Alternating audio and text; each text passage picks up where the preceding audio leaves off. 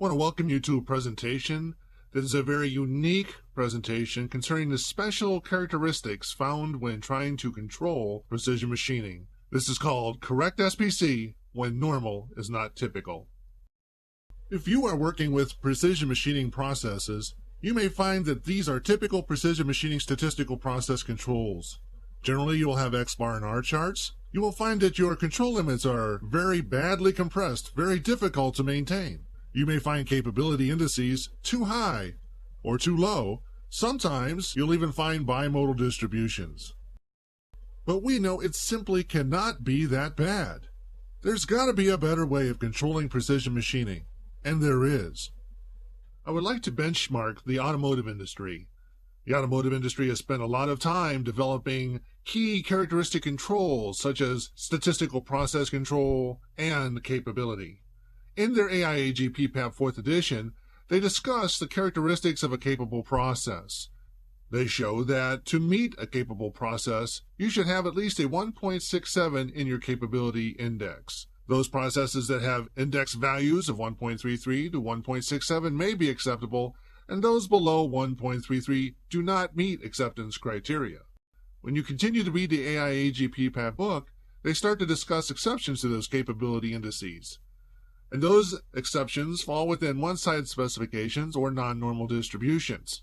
In section 2.2.11.5 of the 4th edition PPAP book, it states that the above-mentioned acceptance criteria assume normality and a two-sided specification.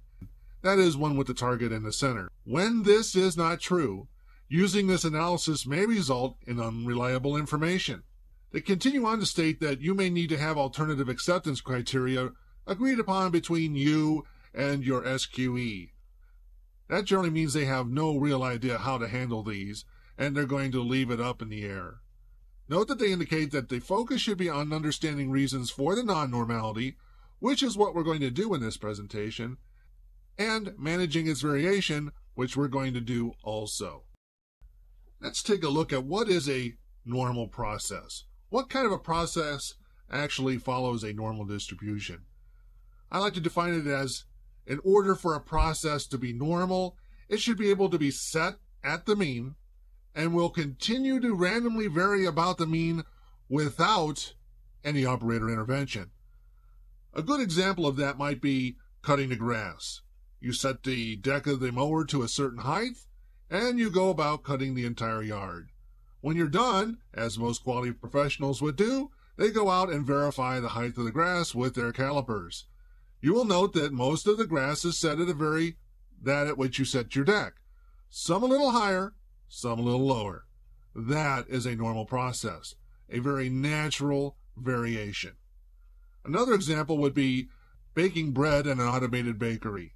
As long as you have control over your dough characteristics, and you put the same amount of dough in each pan before it goes into the oven, the loaves of bread will come out at a particular height, some a little higher, some a little lower. Unless it's Wonder Bread, and then they're exactly the same, and nobody really understands how they do that. Although there's some heat treaters that would love to know. We also want to take a minute to define what is control. A process in control is in the ideal state, 100% conforming and predictable. It must remain stable over time, must operate in a stable and consistent manner, must be set at the proper level, and the natural process spread must not exceed the product's specified tolerance, or in other words, it must be capable. We also want to define causes. Common causes are inherent in the process. They affect every part. They are things such as gravity, air pressure, and tool wear. Yes, tool wear is a common cause because it affects every part. You can't have a part that is not affected by tool wear. However, special causes are assignable and they do not affect every part. Things such as tool breakage, startup, and change of operators are special causes. Now, it's important to define precision machining. There are a variety of usages of the term, but for this presentation, we are referring to a very specific definition of precision machining, and that is a process where material is being removed by a cutting surface such as grinding, honing, turning, milling, etc. The process must be controlled in a manner that all variation, those things such as vibration, bad bearings, gauge error, all variation is statistically insignificant except tool wear. When we're talking about total variance, here's an equation that gives you a better visualization of what we're talking about. Total variation equals the variation of tool wear, measurement error, gauge error, material error, temperature error, operator error, and much, much more. But all of these errors, except for tool wear, must be held to an insignificant level in order for it to be considered precision machining. Now, when you're left with just tool wear, what behavior do you expect from the process? Let's take a look at grinding. Grinding is the gold standard for precision machining. It has one tool, and generally speaking, what you're going to find is tool wear.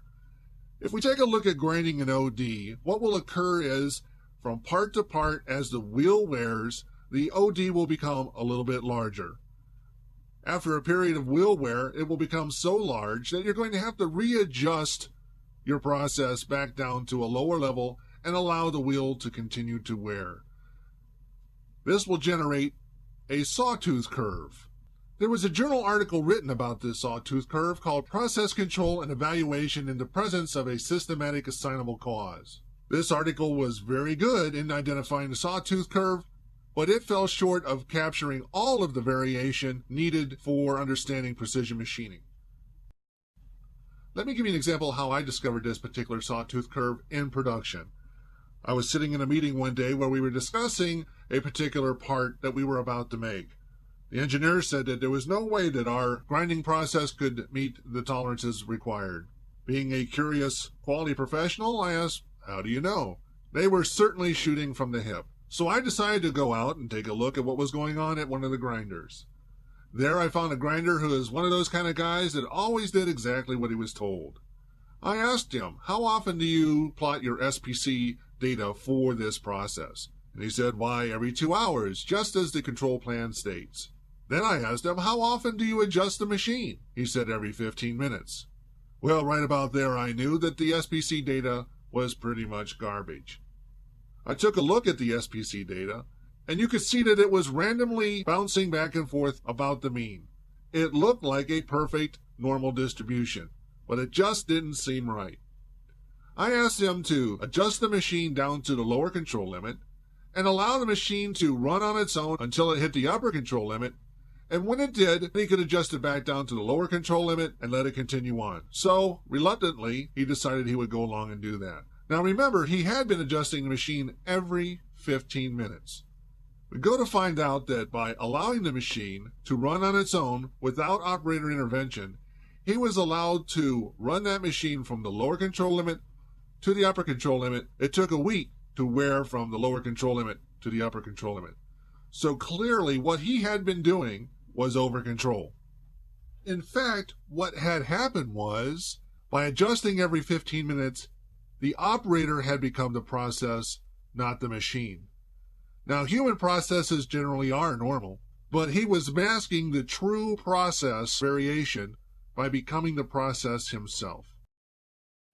Let's take a look at the distribution that is developed from the sawtooth curve.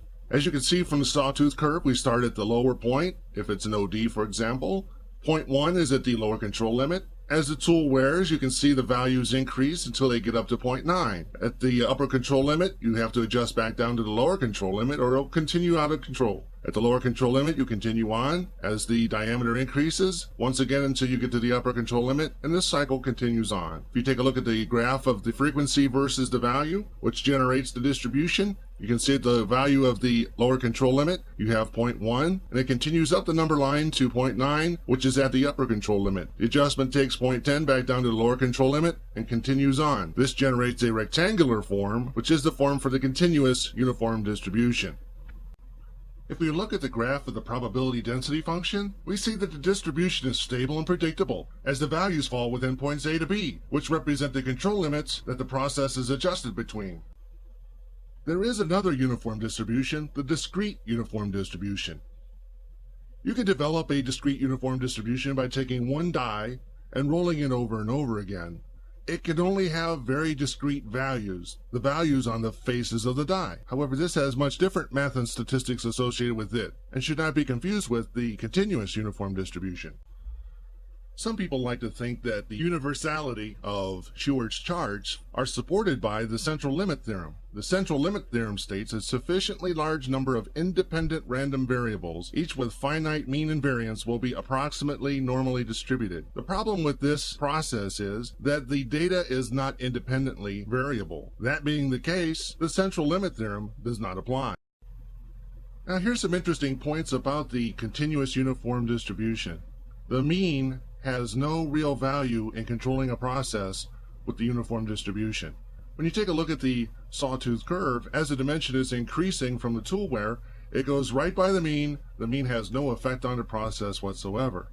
That also concludes that running to the mean, which is normally what one would do if they don't have a control chart to determine where they're at, is not how to control the process with uniform distribution, and in fact, it causes over-control.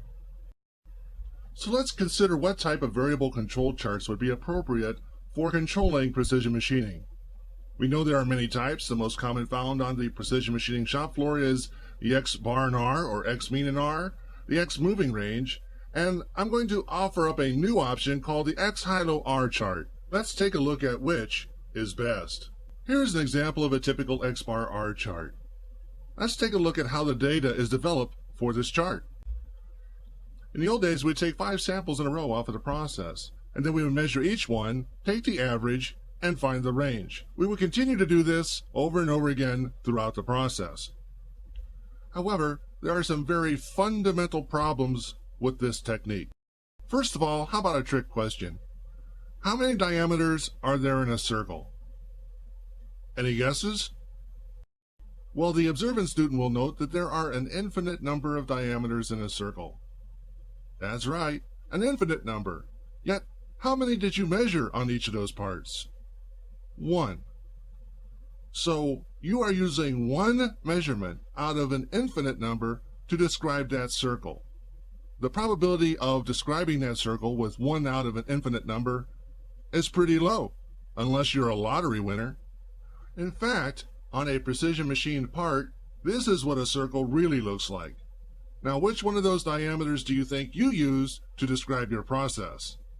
Do you see the problem? We can illustrate a whole variety of ways that taking one diameter is not by any stretch of the imagination representative of the measure of the diameter for that circular feature. Now remember this, we're using circular features as an example, but this applies to all lengths. If you are using a length itself, then you are going to be affecting parallelism rather than roundness. Another key question for precision machine parts: how much variation should one find between 5 consecutive parts? Typically, very little to none. So why bother measuring 5 parts in a row? Well, actually, it is a waste of time. So let's review the issues of the X bar R chart. First of all, the X bar chart from the X bar R chart represents the average of an insignificant sample of measurements of a circular feature. Measuring multiple samples is a waste of time in precision machining. The R charts from the X bar and R charts represent a range of measurement error, not the range of the process. Control limits are calculated using statistics for the wrong distribution, the normal distribution. All of this together makes the X bar and R chart the worst possible chart for controlling precision machining. It would be good to add right now, too, that the typical pre-controlled chart is also a bad choice. First of all, it uses those statistically insignificant averages. It's designed for a process to be run towards the mean. All of this is useless as far as controlling precision machining, and in fact, it will more likely generate over-control. So what about the X moving R chart? At least with this chart, you're not wasting time measuring 5 parts in a row. But it doesn't address the problem of the variation in roundness. So each of those measures that are recorded are only one of the infinite values that could exist on that circular feature. We need to figure out a better way to eliminate that problem. So to review the issues with the X moving range chart, You might be able to use the X moving range chart if your roundness is insignificant versus your specification. If you use the X moving range chart, you cannot use the traditional calculations for control limits for the X chart. You must use control limits for the uniform distribution. If you use the X moving range chart, you can use the traditional calculations for control limits for the moving range chart. I suppose whenever you're discussing control charts, it's always good to take a look at what Dr. Shewhart had to say. Dr. Shewart's rule number 1 was, original data should be presented in a way that will preserve the evidence of the original data for all of the predictions assumed to be useful. And we agree with that. That is one of the reasons why we try to avoid using transformations if at all possible. Here's another rule, although not one of Dr. Shewart's. It's a rule of life.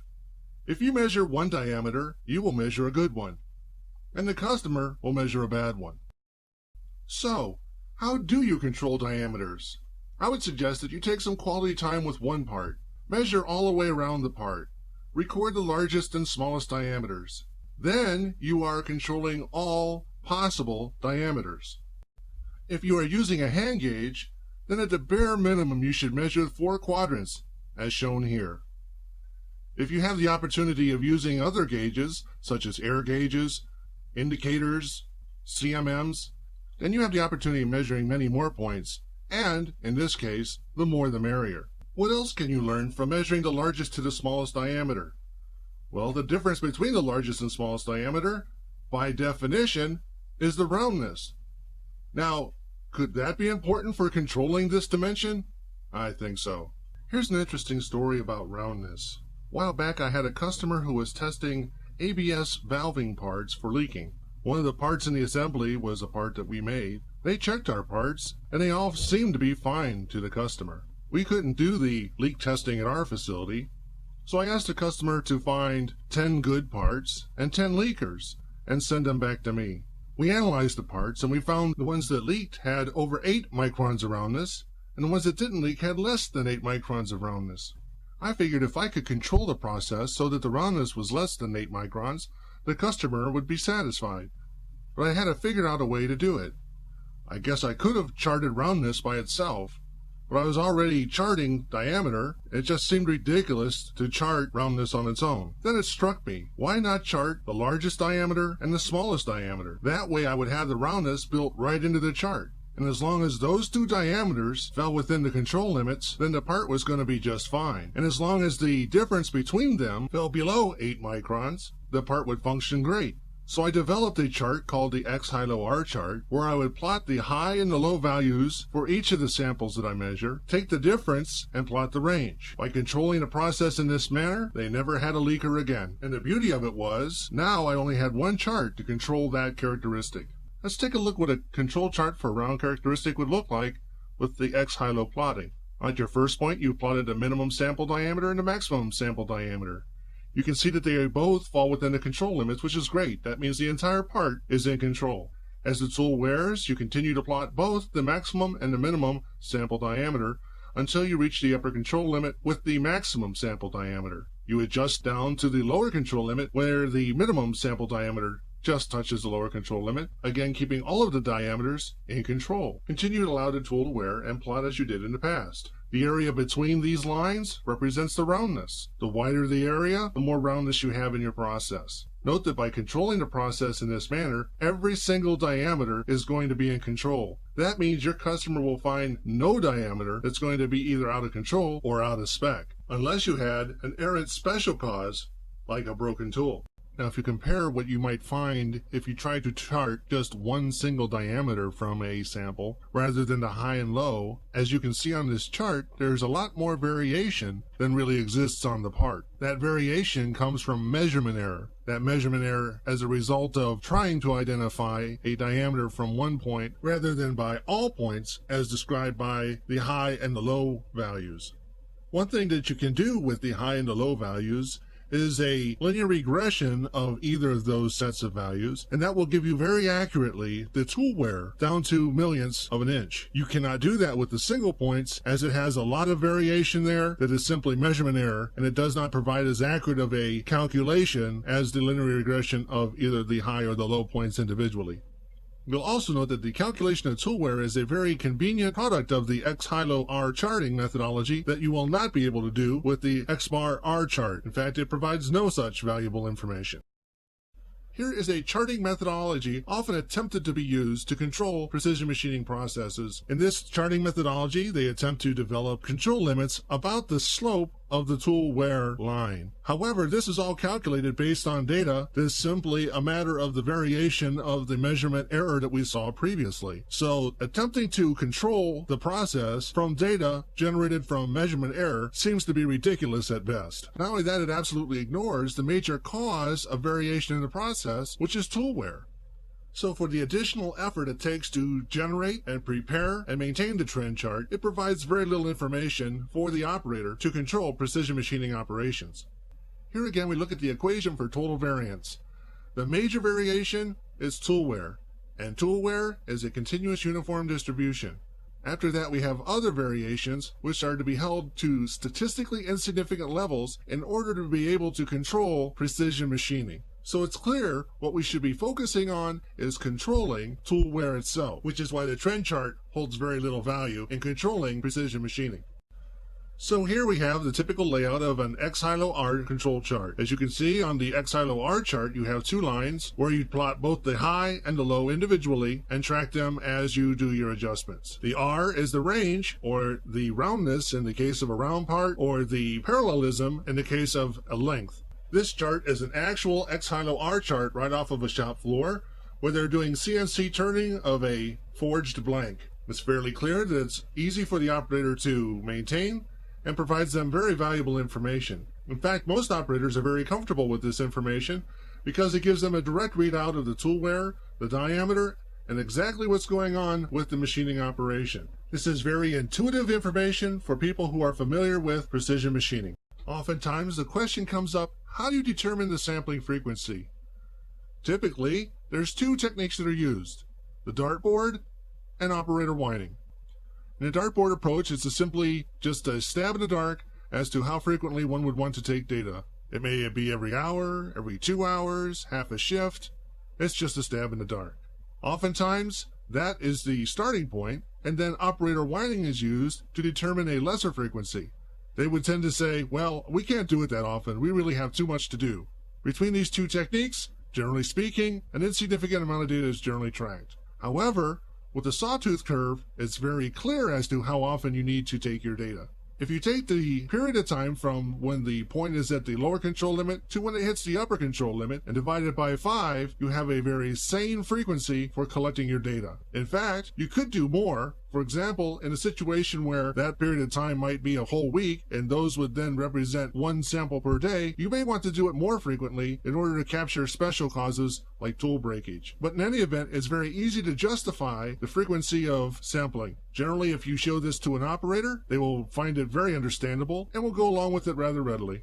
At this point, we need to determine how to generate the control limits for the continuous uniform distribution. Now, if we were in a perfect world and we had perfect control and we were able to stop exactly at the control limits, we could actually run all the way to the specifications. Unfortunately, we are doing sampling, and there is still some error, as we have seen on the equation, for variation, and we need to accommodate those other variations that can occur. If we look at Sheward equivalent control limits, those control limits would take up about 99.73% of the specification, but that's pretty risky. The rule of thumb is 75% of the specifications as your control limits. This allows for all those other variations plus your sampling error to be accommodated to ensure that no matter what occurs, you will not go out of specification.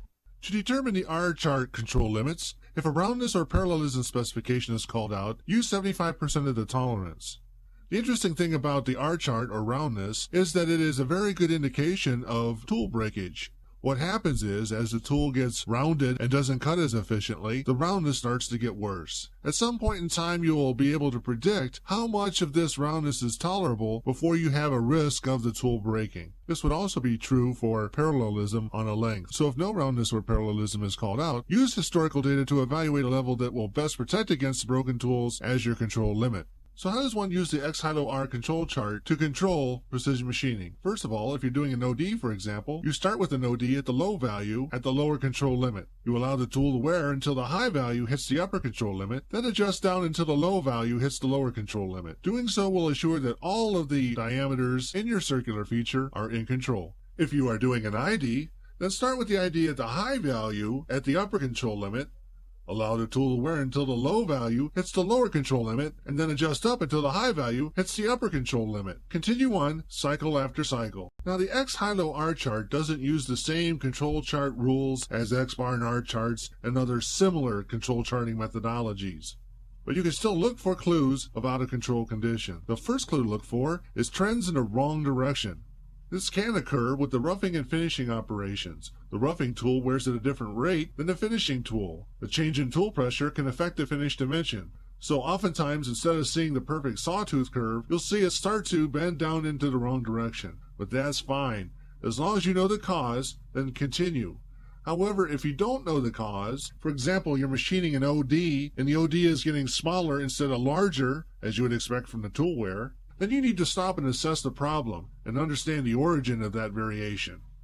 As I mentioned before, if the range chart starts to increase, this means the roundness, if it's a round feature, or the parallelism, if it's a length, is getting worse. Increased roundness is a leading indicator of tool wear, and by changing the tool at the control limit for the range, you will maintain a more consistent result and you have a higher probability of catching the tool before it breaks.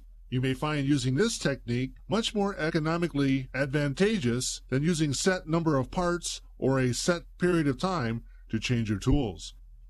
So when using the X-Hilo-R charting methodology, how do you evaluate capability? Well, the definition of capability is the ratio of the tolerance to the process variation spread. So the tolerance would be the upper spec limit minus the lower spec limit. But the process variation spread, as seen on the distribution graph, which is B minus A, is actually the control limits, or upper control limit minus lower control limit. So the capability calculation becomes the upper spec minus the lower spec divided by the upper control limit minus the lower control limit. So graphically what we're looking at is the tolerance zone, which would be the area between the upper and lower specification limits, the entire yellow zone in this diagram, and its ratio to the control limits, which is the green area, and that's the area where your data is going to reside because you make the adjustments between the control limits. So your data is all going to fall within the control limit area. Now there's a couple interesting points about this. First of all, if you use 75% of your tolerance as your control limits, you can see that you will get 1.33 as your capability value. Another interesting thing is that there are no variables here.